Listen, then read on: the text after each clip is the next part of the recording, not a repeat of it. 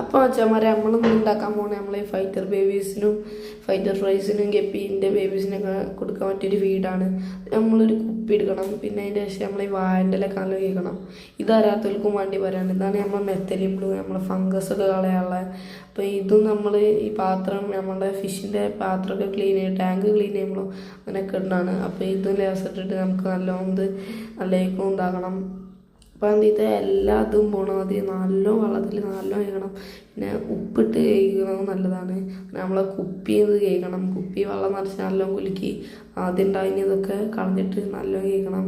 പിന്നെ കുപ്പി നല്ലോണം വെള്ളം നിറച്ച് നമ്മൾ കുലുക്കി കഴിക്കണം. നമ്മളെ ഫംഗസ് തീരെ ഉണ്ടാകാൻ പാടില്ല. അങ്ങനെ നല്ലേക്ക് കഴിക്കണം നമ്മൾ കുപ്പി.